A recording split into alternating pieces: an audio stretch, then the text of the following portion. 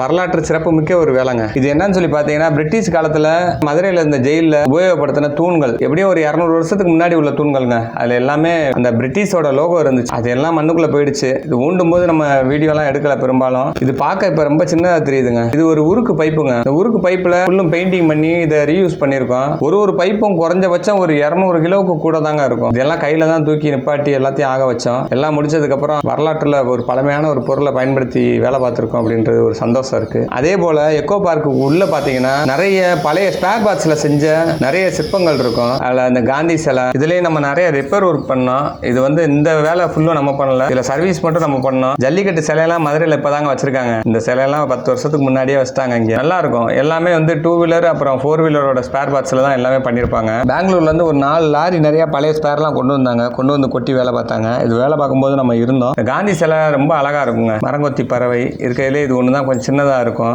சேவல்லாம் பார்த்தீங்கன்னா ரொம்ப அழகா பண்ணியிருப்பாங்க. பின்னாடி எல்லாம் சேவலுக்கு தோகையெல்லாம் பார்த்தீங்கன்னா 2 வீலரோட ரிம்ல பண்ணியிருப்பாங்க. சேவலோட கால்லாம் பார்த்தீங்கன்னா சாக்காப்சர்ல பண்ணியிருப்பாங்க. இந்த மீனுக்கு வந்து ஒரு பக்கம் தான் செதில் இருக்கும், இன்னொரு பக்கம் செதில் பம்பர்ல பண்ணியிருப்பாங்க. அது ஒரு பக்கம் செதில் காணாம போயிடுச்சு. செயின்ஸ் பிராக்கெட்ல வரக்கூடிய பல்லு சக்கரம் தாங்க இதில் அதிகமாக யூஸ் பண்ணியிருப்பாங்க. அது போக லாரியோட கிளட்ச் பிளேட் இதெல்லாம் யூஸ் பண்ணியிருக்காங்க. அதுக்கப்புறம் அந்த நாய் பாருங்க ரொம்ப அழகா இருக்கும்.